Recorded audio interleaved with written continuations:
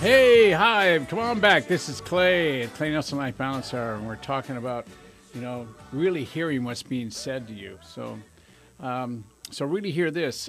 If you'd like to call in locally, you can call 564-1290, or if you're streaming or want to call in long distance, and we're going all over the world now, you can call 866-564-1290, or you can do it like many, many other people are doing right now. You can just email me at clay@mediasb.com. Now, I had a note put on the studio window just a minute ago. It says, you're having way too much fun. You're going to wear people out. And I said, oh, I'm sorry. So now I'm modulating and going slower. How do you guys like it? Is it better this way? But you made a really good basketball shot with the note into the garbage can. I did, yes. And it's like modulation on my radio show. It's just like, I don't know how to be calm. I have too much fun, I guess, or I just love doing what I'm doing. You're enthusiastic. Yeah. And that's contagious in a good way. Yeah. So now every person on the planet can, you can sit through a movie. You can go to the same restaurant. You can hear the same speech. You can go to the same school. You can walk down the same street. You eat the same kind of cake and have something completely different to say about all of those things. You understand? Yet we're so busy, we run so fast and so hard that we don't take the time to slow down and really listen to what people are telling us. All right? When's the last time you noticed that your kids are talking to you, but you don't remember what they said? How about this? When's the last time you drove from your driveway to work and you don't remember the drive? Now, that's scary. All right? We certainly don't slow down long enough to consider what we're missing out on. And that's the truth, ladies and gentlemen. If you're not listening to what people are saying to you, you lose.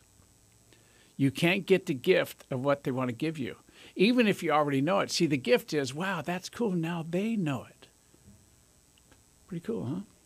Effective listening, really hearing what's being said, is going beyond merely hearing the words. It's about taking a look at how people are using their body English, how the tone of one's voice is being used.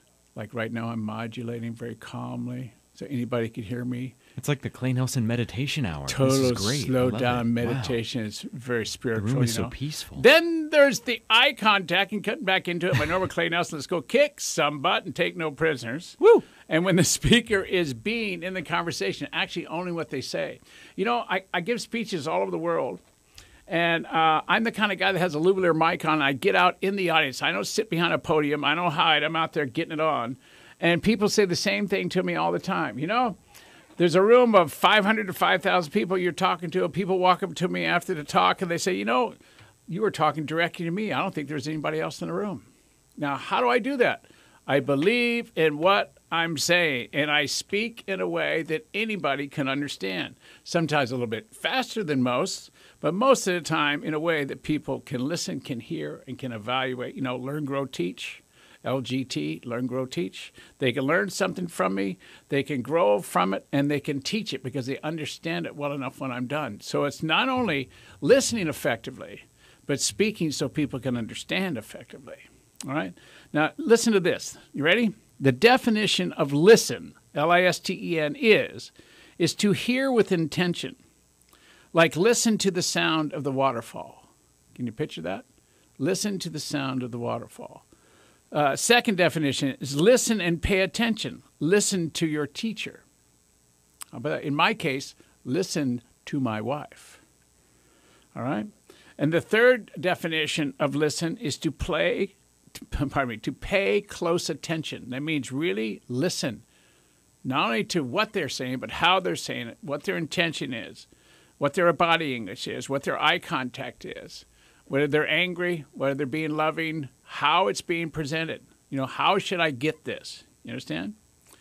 So you can say that you can do any one of these things when you're listening. Rarely do we always do 100% of all of these things all the time, all right? But what if we did? What if we really did hear with intention, listen and pay attention, and pay close attention? What would it be like? What do you think that? There would never be, pardon me, could you repeat that? Kid, you heard it, all right? Or there would never be, well, gosh, I didn't understand that. I thought you meant, there would never be, oh, I'm sorry, did I embarrass you? There would never be, gee, do I have to tell you again? I'm getting tired of telling you the same thing over and over again. There would never be an upset because the speaker actually feels and sees that they're not being heard. That means they're not being respected. It means that the person they're talking to really doesn't care. Think about that. Now, Ralph Waldo Emerson said, who you are is speaking so loudly, all right, that I can't hear what you're saying. So it's about who you be versus what you're saying. Now, Mark Twain, this is going to be good. One learns people, all right? One learns people through the heart, not the eyes or the intellect. So what's that mean? What's he mean by that? We learn about people through their heart, through their passion, through how they speak, through where they leave the listener. Brigham Young said, silence is, may be golden, but can you think of a better way to entertain someone than to listen to them? It's amazing what simple thoughts are as profound as they are like that. Those are really great. That last one, I'm going to read that again. Are you ready? Yep. All right. Brigham Young said, silence may be golden, but can you think of a better way to entertain someone than to listen to them? That's so great. I mean, that's really cool. Think about that. Well, actually, Clay, although this is a fairly festive time of year, a lot of people are still busy and working right up to the last minute of the holidays. And so we had an email here from Carl who asks that in meetings, there's one team member who has a tendency to talk over other people. He considers it rude, and frankly, it's difficult to hear the point each person is making. And the end result is neither one of them are heard. My boss just lets it go on, and I'm increasingly frustrated. Is there anything I can or should do in this situation, or should I just leave it up to my woefully complacent boss? Okay, to read the second. So the first part is that it's rude. It's hard to hear this person because the boss speaks so loud. Exactly. The boss lets it go on. One person speaks over everyone else. Somebody's in the room is taking over the room. Exactly. Okay, got it. Yeah. All right, and the boss who's supposed to be in charge is not in charge. Not in charge. Yeah. Okay, so let's just say this. Sometimes it takes a lot of chutzpah to stand up and say, I got to tell you that I don't get a chance to speak because you overspeak me. I don't get a chance to say what I want to say because you're louder than I am. And I request that I get a chance to speak and you not interrupt and overspeak me. And guess what? If you stood up and said that, it may train your boss to do the same thing. See, you can make a difference anywhere by growing everybody. Can you hear that? You can make a difference everywhere by growing everybody. All right? So, what was that last quote, Brigham Young said, silence may be golden, but you can you think of a better way to entertain someone than to listen to them? I mean, it's really cool. That's a powerful, powerful statement. All right? Have you ever absolutely, totally listened to someone and had them walk away without a smile on their face? No.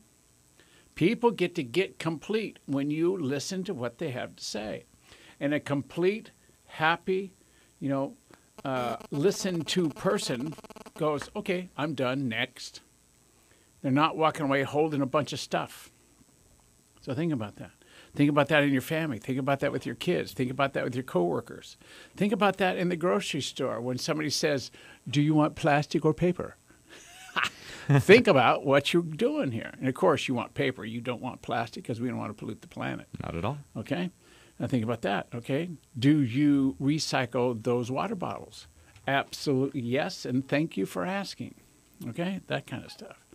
Now, how to really be heard and, and not only heard, but also how to really hear what's being said. What do you have to do to get that done? How do you get to be, or what do you have to put in place to really get present so you can really hear what the speaker, any speaker, a child, husband, wife, or someone up on stage is really saying? I want to know. Think about that. So when we get back off this next break, I'm going to talk to you about how to do that and how easy it is. And quite frankly, how easy it is to get dragged away by what your mind puts in your head about maybe what the person is wearing or how he speaks or how she stands or what her body looks like, or, all the stuff that gets in the way. So you're listening to, and I know you're listening because that's your job out there. This is the Clay Nelson Life Balance Hour. You're listening to how to really, really, really hear what's being said to you. So get on back here so I can test your listening.